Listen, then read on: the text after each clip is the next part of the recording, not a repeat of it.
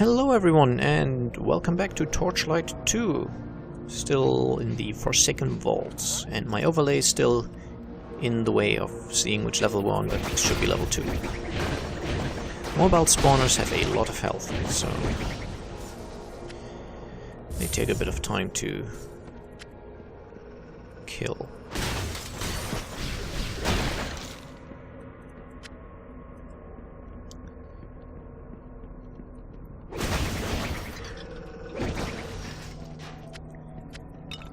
I have to say I like the idea of switching characters for the different chapters.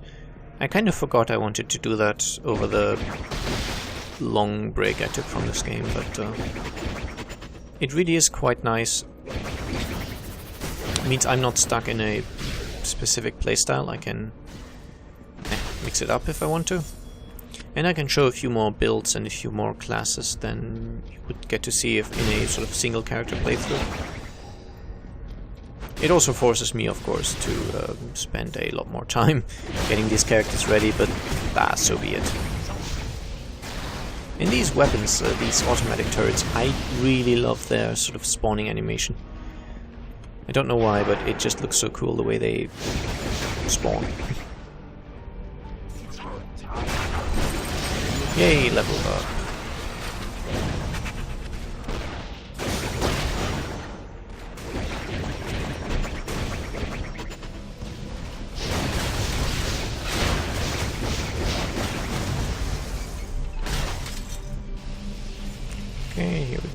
Okay, here we go, and I should be safe to do the level up.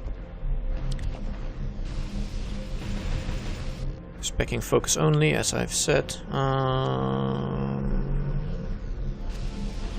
Okay, the only thing I can spec is Repulsion X. The problem is that a lot of the skills I'm going to go with, I can only spec those at a fairly late point of the game, so I've actually had level ups where I had no skills available that I wanted to spec, so I sort of had to save up my my skill points. It's a little annoying. You get a level up and then but you don't actually spec any new skills. You just sort of have to wait. But it's just a consequence of the way the build works and the skills are sort of set up, that you don't need so many of the early skills as you need later ones. And this is really so difficult to actually hit the item. Just there we go. Same with the chest. I think it's because there's enemies behind it that it just sort of thinks, oh, he obviously wants to attack. Okay. Carrying too much crap again.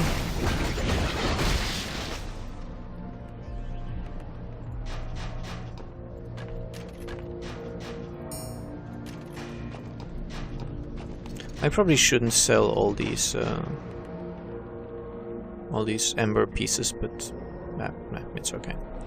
Take the military shotgun and be gone. So yeah, some of the skills I will be speccing are Shadow Pact, which I actually can spec that now since I hit level 28, so that's good. In here I will probably not be speccing anything in addition to what I have. Shattering Glaive, Venomous Hail will also be specced, so it's just kind of a late game sort of build. Hence also my stat investment, which essentially takes into account my level 100 equipment that I'm nowhere near having yet, so doing it differently would probably increase my efficiency while leveling, but I'm sort of going for high end game efficiency.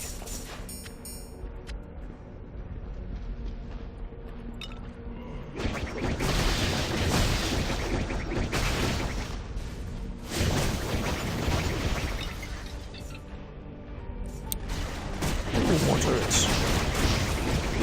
I don't know, as I said, I really like the design of this tile set. All the machine things, the traps look... I just think they look cool.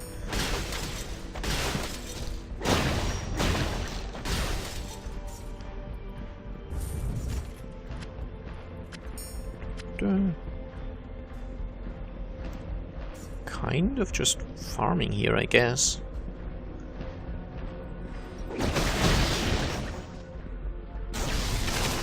While leveling, I just got back into the habit of doing full exploration, so... Hey, I can actually hit the guys from up here. But only with standard attacks, and those are weak. Thank you, pet. I mean, as I level up and increase my items, my standard attacks become stronger as well. But I believe for damage calculations they largely use my strength stat, and I have base strength of 10, so really not particularly strong.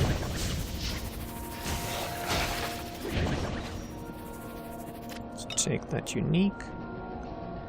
And then there's a bunch of bosses around here. Not sure how I feel about that. Here's a ranged claw grab guy. Or Axe Eater. Not too bad, I guess. I mean, as I've said, the glaive throw is actually a very powerful build. Oh, Night Mangler, creating more Tomb Fiends from corpses, but he didn't really live long enough to do that. Okay. Let's look at that claw. It's an Iron Orb Shocker. Not very good, so nah. There's just different ones. Oh, a hidden lever. Haha. These are very, well, fairly well hidden, so not always easy to see, and the hidden rooms themselves are not shown on the map, so you... Oh, traps. Be careful.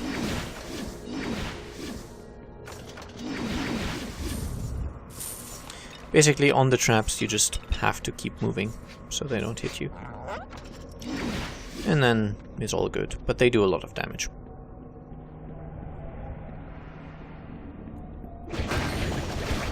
Of course, they would be a little more survivable on a character that has a little more survivability.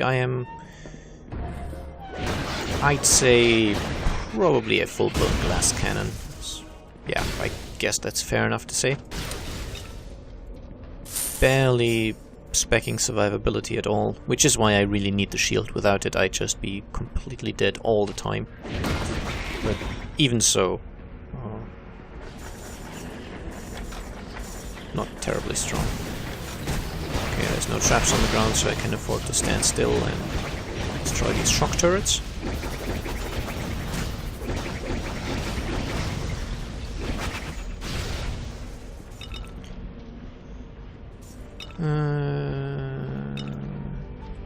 These dungeons are fairly large, and they only get larger as the game goes on. Okay, still have lots of space. Keep forgetting to recast repulsion hacks, which is now... yeah, 44-second duration, so it actually lasts longer and longer as you spec it, so it's actually very useful because I can't forget it as easily. Really avoid those beams, they are painful.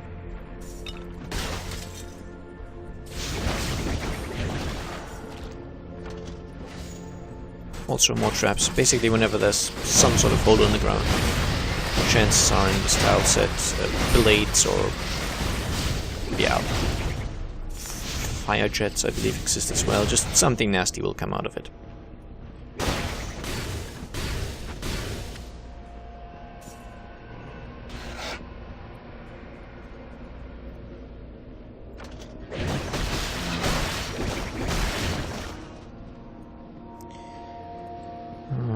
Okay, down there is the Artificer, so it should be the boss. I'd say the most dungeons that we'll encounter in the game have 2 levels and then the boss room. With one exception, but that's pretty much the final dungeon in the game. And I won't go back and explore everything, it's fine.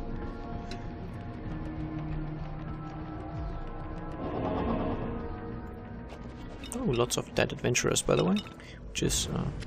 I think the game doesn't so much want to give you items from these, because they give you potions and scrolls, which is kind of handy, but I think it's more a point of lots and lots of adventurers have tried to get here, and they're all dead now. So we cast Repulsion Hex, probably not very useful against bosses, but he will summon a lot of stuff on the side.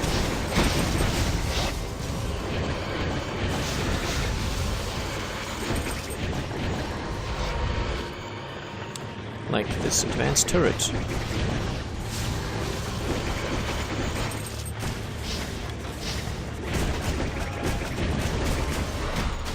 And this is the point where I have to probably start drinking lots of mana potions.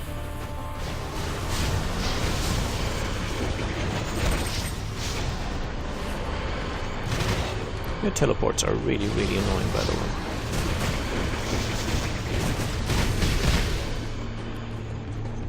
Keep an eye on my health.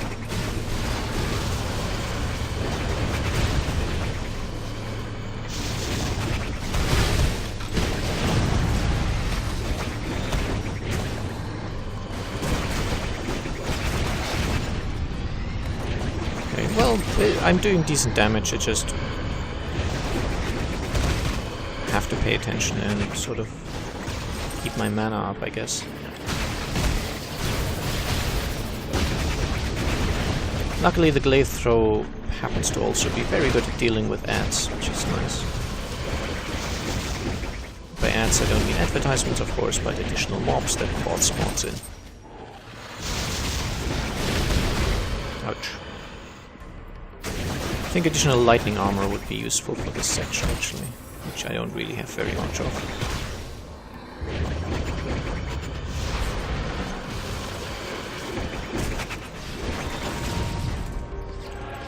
Okay, let me just move to the next tier of potions that I've already begun to find. Get that thing. Just die.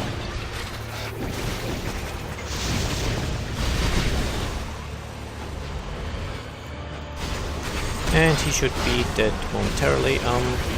As I said, because this is a build designed for the endgame, I am not as strong as the Berserker was. It's sort of a fairly powerful class or build for leveling, but not quite so strong for endgame. And really, this this build will only really start to shine at the end of the game, when I've pretty much finished. My inventory is full. Fair enough. Then how about I put away some of these things.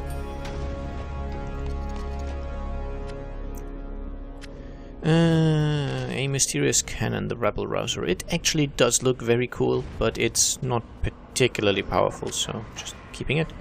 Increased experience, chance to charm, not something I'm particularly fond of. I don't like charming enemies. I've never done it in this game, maybe it's a little better, but I definitely don't like it in the first game.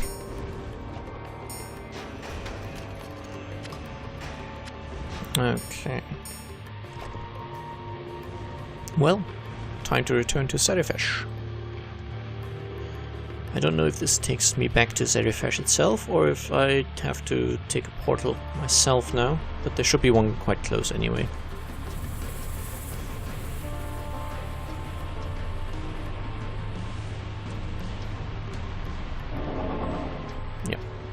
Right next to the entrance is a waypoint portal, so let's go to Serifesh.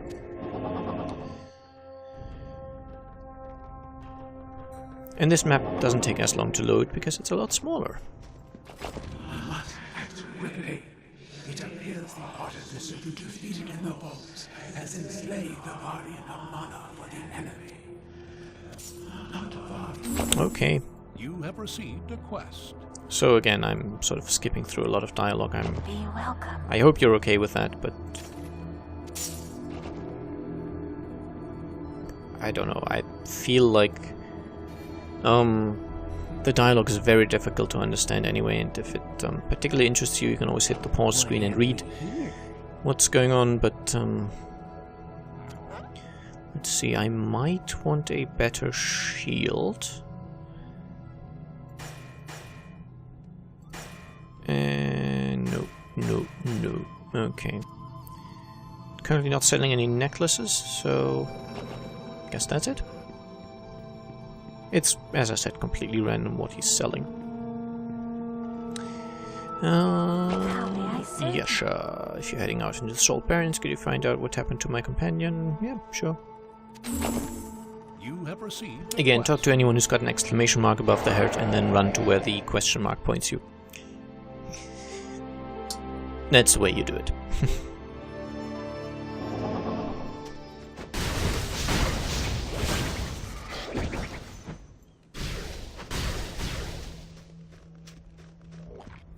Oh dear.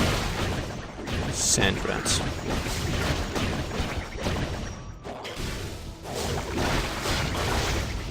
I think they respawn indefinitely, or at least almost indefinitely from these sand rat nests.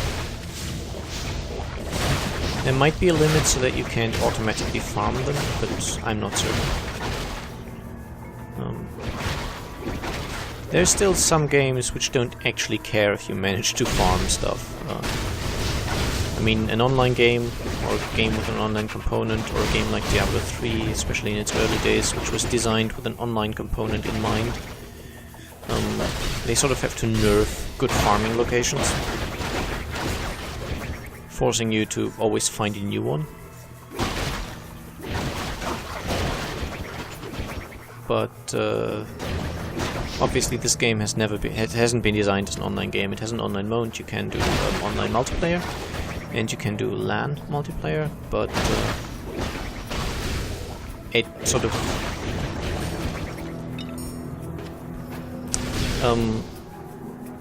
it was designed mostly as a co-op and single-player game. There was no thought on sort of having a functional economy or stuff like that. It's just, you know what?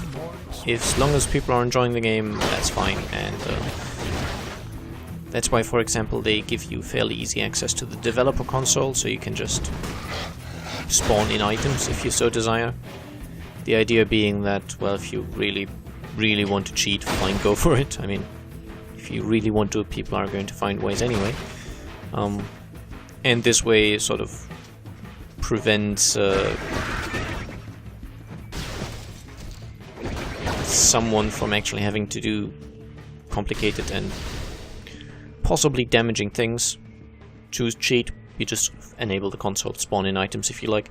There's some level of the item being marked as a cheated item, but again, easy enough to get around. So it's just the idea of having a balanced endgame and some kind of economy, for example. It's just not something that the game cares about. Hey, if everyone has a legendary weapon, but fine, it's okay.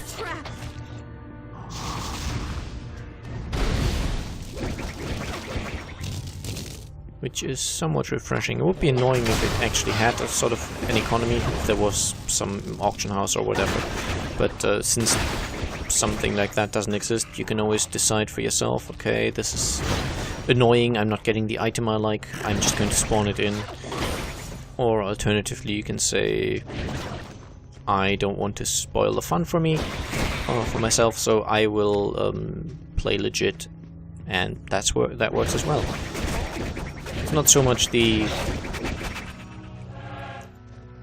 idea isn't so much that you can prove to others that you didn't cheat, it's that it's more about you yourself know that you didn't cheat, and that's enough, I guess. I know I didn't explain that very well, but you probably get the point. It's just two competing ideologies for how to approach people wanting to cheat in the game. There's those that say, oh, it should be forbidden because those people are having it easy when I played properly, which I don't quite subscribe to. And then there's the view that I'm not cheating, so no one's spoiling my fun. In an online game, obviously, others cheating might very well impact your fun. I mean, if everyone else is getting an item the fake way, and you're trying to get it the legit way, that could spoil the market. So, for example, if you've just spent hours and hours farming a boss, and he finally gave you that really cool item, and then you find out everyone else has just sort of copied theirs, so everyone has it, it's no longer valuable. That might be a little disheartening, but it's one of the things I found so strange about the Dark Souls 2 thing, where there was that rumor of it being possible to set the game to a lower difficulty. And at least on the place where I watched the discussion, it wasn't that the game was no one thought the game was going to be easy by itself.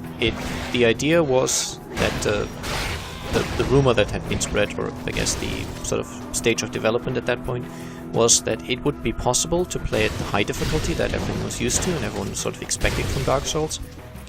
But it would also be possible for those that are struggling with the difficulty to just have an in-game slider saying, you know, difficulty normal and easy, and you could set it to easy and that would make everything a lot easier.